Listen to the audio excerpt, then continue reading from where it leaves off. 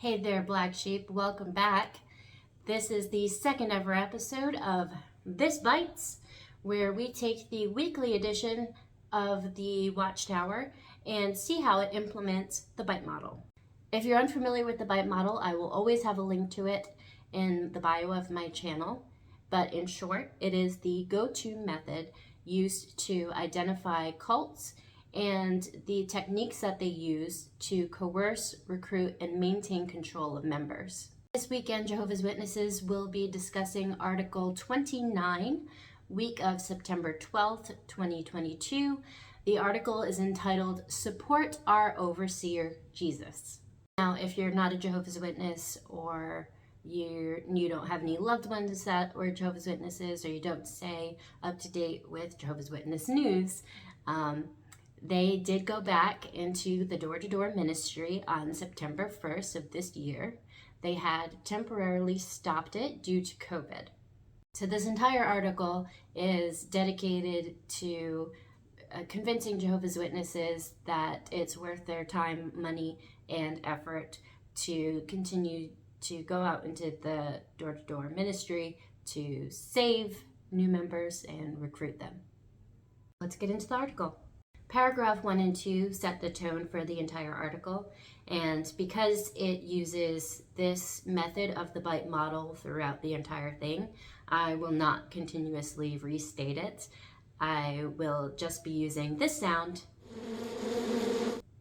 when this rule applies.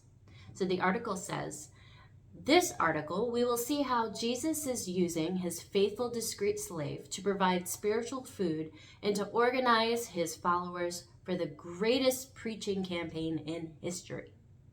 This is thought control, use of loaded language and cliches, which constrict knowledge, stop critical thoughts, and reduce complexities into platitudinous buzzwords. In the article, they'll use Jesus, who is the overseer of their preaching work, sort of hand in hand with the governing body or the faithful slave.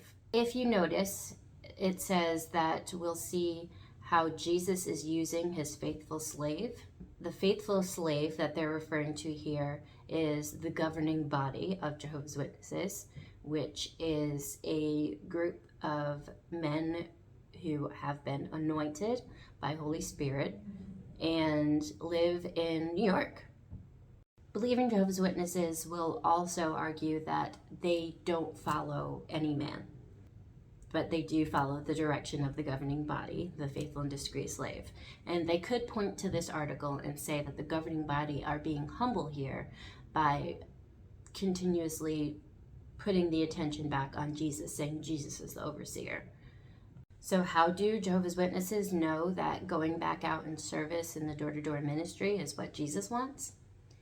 Because the governing body has told them that's what Jesus wants. Paragraph 3 says, Jesus is overseeing the preaching work. Whose? Unsurprisingly, Jehovah's Witnesses are not the only religious group that does preaching work. Whose? Yours? The Mormons? Those Christian missionaries out there building schools for kids in a third world country?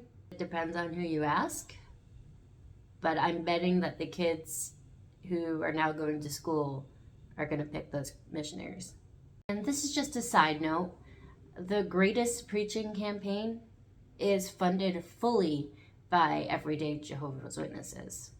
Something they're very proud of.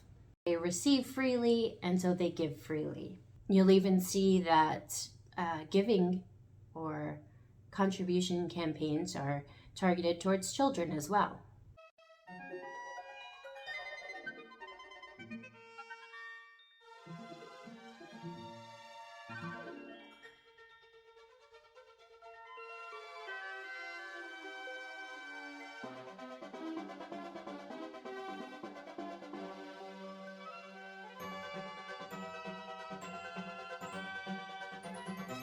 Behavior control, financial exploitation, manipulation, or dependence. Matthew 28 18 and 19. Go therefore and make disciples of people of all nations. This is one of the scriptures that they use to enforce the need for the preaching work. Paragraphs 4 and 5. Your people will offer themselves willingly on the day of your military force. Psalms 110:3. If you are sharing in the preaching work, you are supporting Jesus in the faithful slave and are helping to fulfill that prophecy. Emotional control. Promote feelings of guilt and unworthiness, such as you are not living up to your potential. If you notice in that paragraph, there's that big if. If you're partaking in this work, then you're helping Jesus in fulfilling this prophecy. But if you're a believing Jehovah's Witness and you're sitting in the audience and you hadn't been out to celebrate, especially the return of the preaching work, if you've been hesitant to go back out door to door, are you living up to your potential? Before we go further, for those who aren't familiar with Jehovah's Witness practices and the structure of the organization, I just want to break down the different tiers or privileges of service that they have.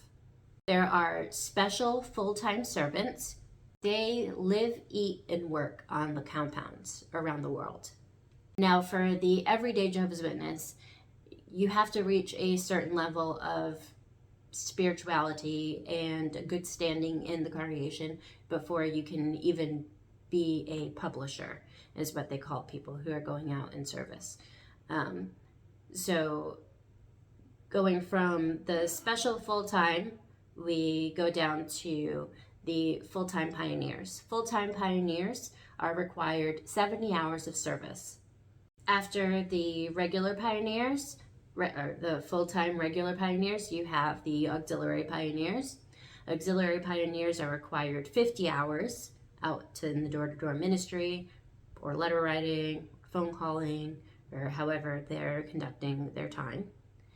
But 50 hours is the minimum that they have to reach each month. And then the regular publishers, weekend warriors, are required at least 3 hours. That means you went out one Sunday the whole month, which is frowned upon. They would rather you have at least 6 to 9 in order to be passing as putting an effort in. If you have 3, probably somebody will come and talk to you and try to encourage you to do more. But at the end of each month, everyone is required to fill out a form that looks like this. They write down how many hours that they were doing the door-to-door ministry or service. They write down how many books they handed out, how many Bible studies, how many return visits. That means that they talked to this person once, they seemed favorable, they went back and talked to them again. And how many tracts that they give out. So they're keeping track of the literature that they're giving out, the hours that they've spent out, and all of the interested ones that they can follow up on and potentially recruit into the cult, the religion. One of the main reasons that Jehovah's Witnesses are confused with Mormons is because Mormons usually are sent in twos. They say it's for safety, but this is also a form of information control. Encourage spying on other members. Impose a buddy system to monitor and control members. Ensure that individual behavior is monitored by group. Just to sum that whole thing up, just that overview of the preaching work, how it's recorded, how it's reported, that all boils down to a measure of behavior control. Major time spent with group indoctrination and rituals and or self-indoctrination, including the internet. Paragraph 6 is just all of them, if I could. So we're just going to flag it and then we'll get into it. Kingdom preachers face opposition. Apostates, religious leaders, and politicians have given many people the wrong impression. If our relatives, acquaintances, and workmates are misled by this propaganda,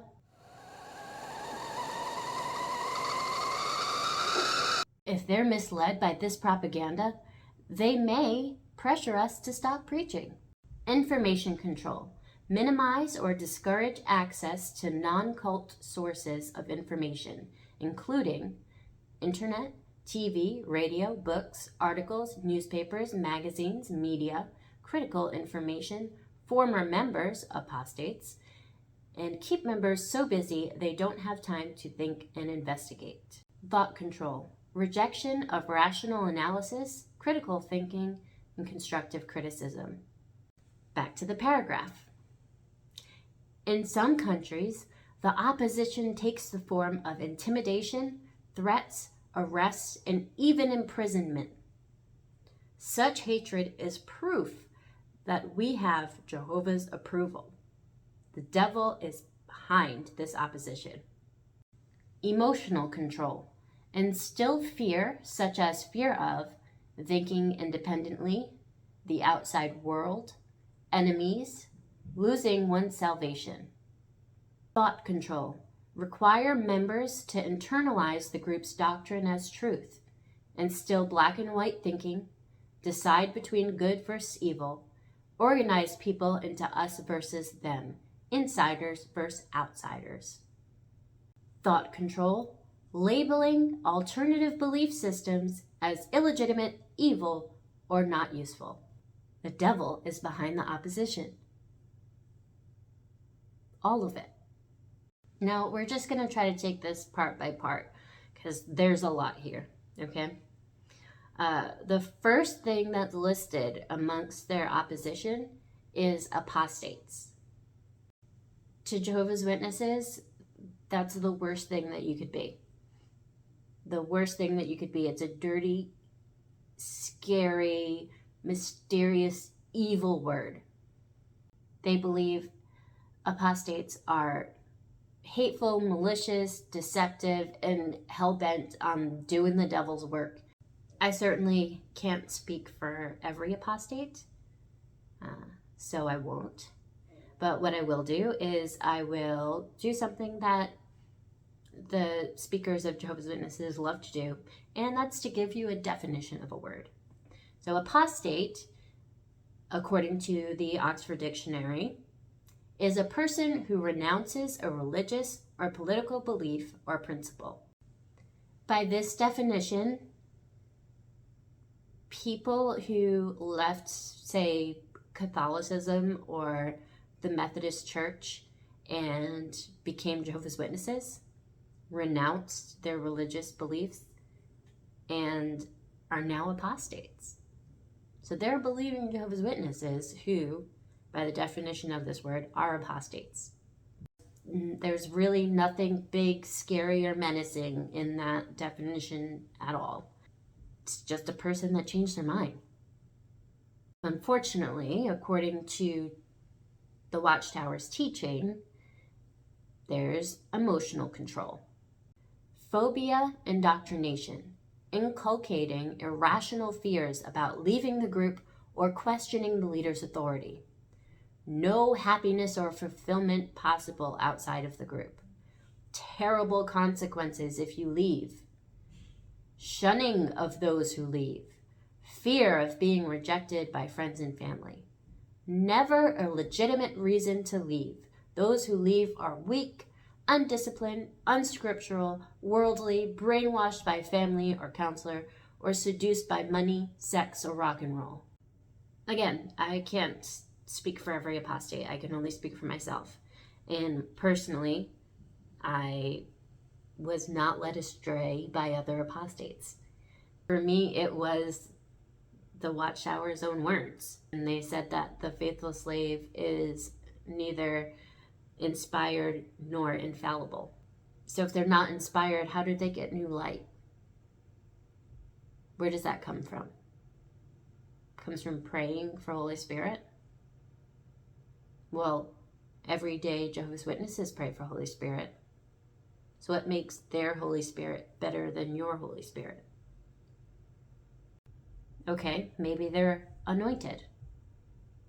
Well, I met a sister who was anointed. In Jehovah's Witness teaching, women actually can be anointed, but they're not allowed to teach in the congregation. So she's anointed. She has the same type of Holy Spirit, if there's levels of Holy Spirit, that the governing body has. So why wouldn't that be helpful to them? Why doesn't she live in Bethel and contribute in whatever way they allow women to? But it was this video that I'm about to play next of Geoffrey Jackson, a governing body member, on trial. This is during ICSA, which was the investigation into child sex abuse in religious organizations. Does the governing body, or do the members of the governing body, do you see yourselves as modern day disciples, the modern day equivalent of Jesus' disciples? We certainly hope to follow Jesus and be his disciples. And do you see yourselves as Jehovah God's spokespeople on earth? That, I think, would seem to be quite presumptuous to say that we are the only spokesperson that God is using.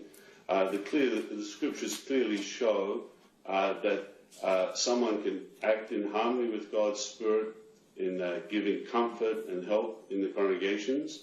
For me, as a survivor of abuse, it wasn't even the secret database of pedophiles that they have that they've never reported because they were repentant of their sins when they spoke to the elders. It was the governing body member, Geoffrey Jackson, saying that despite everything that you read in the literature about them being a spirit-directed organization, about them being appointed by Jesus and the Holy Spirit, he says when he's asked that it would be presumptuous of him to assume that the governing body is the only spokesperson for God on the planet right now. But I thought everything else was false religion.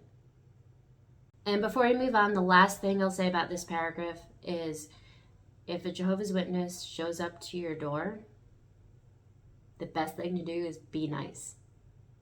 Because they're being told that there's this opposition, that there's this hatred, that the world hates them, and that the devil's out to get them. If you show them nothing but kindness, that might give them something to think about. Paragraph 7 and 8 reads, approval was given to translate the Enjoy Life Forever book, our main study tool, into more than 700 languages. And like we just said, approval from who? From who? Who gave the approval? The faithful and discreet slave gave the approval? Jesus doesn't speak directly to them, right? So who gave the approval? Jesus didn't sign a memo and say, definitely translate all of this into 700 different languages and go give it to people around the world. The governing body instructed the writing committee to write this. They wrote it. It was approved by the governing body, and then they approved the translation. Saying it this way implies there was a higher power that approved this. Further down, it mentions the pure language of Bible truth, meaning the Jehovah's Witness teachings and religion. Then it says, today, well over 8 million people in 240 lands are associating with Jehovah's organization. This is supposed to be proof. But fun fact, there are 1.36 billion Catholics. I'm not very good at math, but I know that's more. Maybe from a theist perspective, it's presumptuous to say that they have Jehovah's backing. The article, here's my question, and answers. It says, more important than numbers, because again, if you Google the numbers, more important than numbers, however, are the spiritual qualities, the new personality that these new disciples have cultivated. They then list a bunch of bad qualities that everyone, Jehovah's Witness or not, would agree that they probably shouldn't display.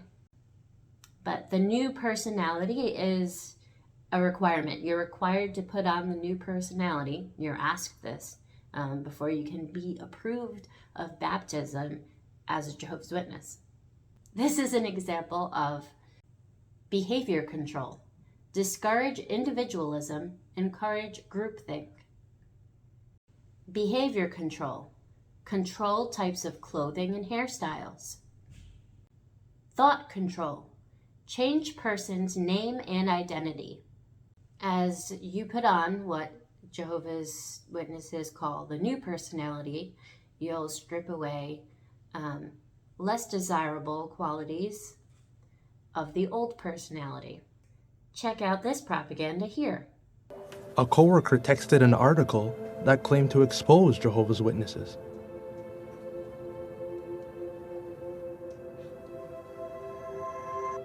I was tempted to read it. And then I thought back to when I first met Jehovah's Witnesses.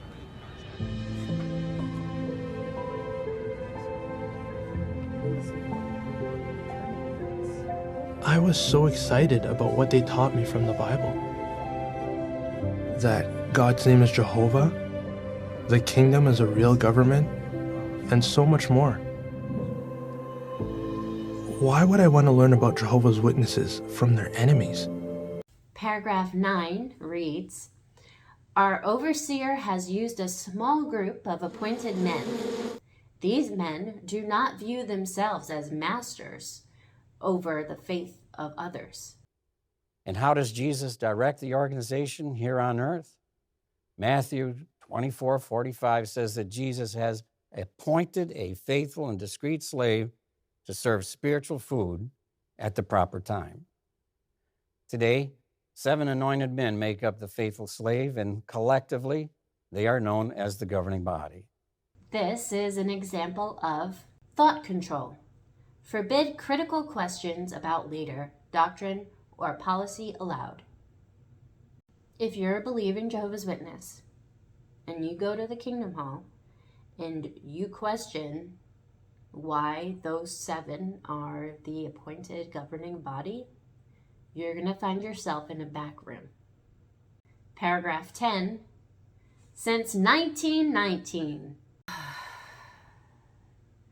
We talk about this date and how Jehovah's Witnesses arrived to it and why it's important to their teaching in the last article, and so they're doubling down on it. But basically, 1919 derives from some faulty math. So, unfortunately, relying on this number to make you certain should actually make you the opposite. The paragraph then goes on to list a series of different books that were used over the years, and a believing Jehovah's Witness would say that the light keeps getting brighter and that each new study material is better and easier to use and more appealing. What has really happened is certain scriptural teachings and things have become out of date. Just it works better for optics. Information control. Extensive use of cult-generated information and propaganda, including newsletters, magazines, journals, audio tapes, videotapes, YouTube, movies, and other media. Information control. Compartmentalize information into outsider versus insider doctrines. Ensure that information is not freely accessible. Control information at different levels and missions within group. Allow only leadership to decide who needs to know what and when. This is the book that I was indoctrinated with. This was, I don't know, about 3 indoctrination books ago. But if you were to, as a believing Jehovah's Witness, use any of the older books, such as this, instead of the new one that was just mentioned in the article, they're going to ask you some questions. Paragraph 11. Applying such spiritual sustenance would help us to distinguish both right and wrong. Isn't that what Satan told Adam and Eve? That they would be able to distinguish both right and wrong? This is thought control. Require members to internalize the group's doctrine as truth, instill black and white thinking, decide between good versus evil. Paragraph 12, in this paragraph they start trying to prove they're different. So they're doubling down on that insert versus outsider othering of themselves. So they're explaining all the ways that they're set apart from other religious organizations. Start with their translation of the Bible, the New World Translation. This is the newer version of it, the Silver Sword as they call it. They then talk about how they restored God's name to its rightful place in His Word. What a contrast to the churches of Christendom. Now, again, the date that they used is based upon faulty math. But if you want a look into God's name and the use of it in the Bible and the different translations that there have been over the years, I will have a link in the description of this video. Paragraph 13, they then ask you a question and kindly give you the answer, which essentially is the entire structure of the Watchtower study. You're allowed to answer in your own words and often encouraged to because it shows what's on your heart.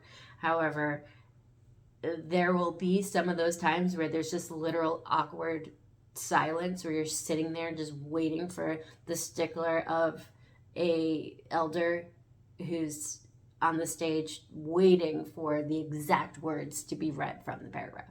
The question is, how do you feel about the organization? This is how you feel. Perhaps you think of the words of the Apostle Peter, who said to Jesus, "Whom shall we go away to? You have sayings of everlasting life." Essentially, they're saying if you're not feeling grateful for the organization, which is Jesus the overseer and the faithful slave, then something's wrong with you, because you would be lost without them. Behavior control. Discourage individualism, encourage groupthink. Emotional control. Manipulate and narrow the range of feelings. Some emotions and or needs are deemed as evil, wrong, or selfish. Paragraph 14 says, when the COVID-19 pandemic broke out, Jesus made sure that we received clear guidance to keep us safe. We were encouraged to wear face coverings when out in public and to practice physical distancing. Did I miss something? Does Jesus work for the CDC or the World Health Organization? Thought control. Instill new map of reality. Now, if you go to jw.org, you'll find a cute little infographic that they did about social distancing and wearing masks and how germs are spread.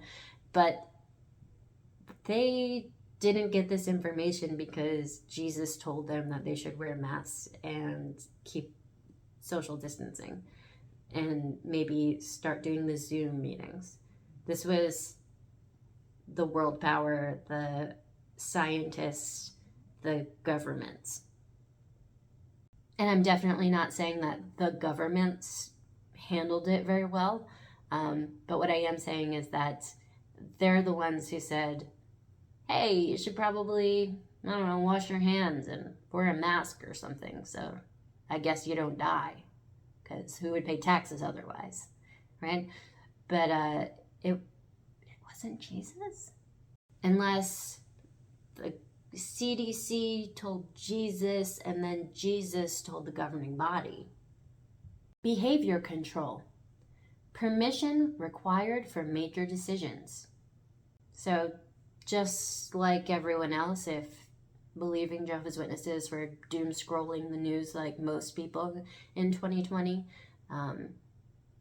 they probably didn't make a decision on whether to get a vaccine or whether to wear a mask or whether to not go to the Kingdom Hall that was packed and windowless until the governing body made that choice for them. Paragraph 15. Almost overnight, we began attending Christian meetings, assemblies, and conventions by means of video conferencing tools. But legit, so did every organization and company and corporation that could. So this would be something if it wasn't already a thing, like if Jehovah's Witnesses invented video calling, that'd be cool. Okay, maybe that was inspired direction in some way, but they didn't. They just used technology that's already there. And so did everyone else. All the worldly people, all the others, all the outsiders versus insiders. Everyone else used this same stuff. Granted, there were some churches that you would see on the news rather inefficiently, all sitting in a car listening to a speaker, but this wasn't the way for most. That's why Zoom's stock went up. It's just claiming that this direction was a blessing from Jesus directing you is just... It's also an example of thought control. Memories are manipulated and false memories are created. Paragraph 16 and 17, we're getting close to the end here.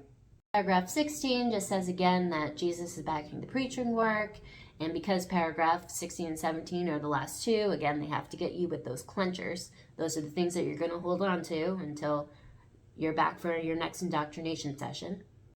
Paragraph 17 asks, how do you feel about working under Jesus' oversight? And the answer will be, how blessed we are to be working under Jesus' oversight. If you were to go to the Kingdom Hall Saturday or Sunday, this answer is probably going to be given by a child.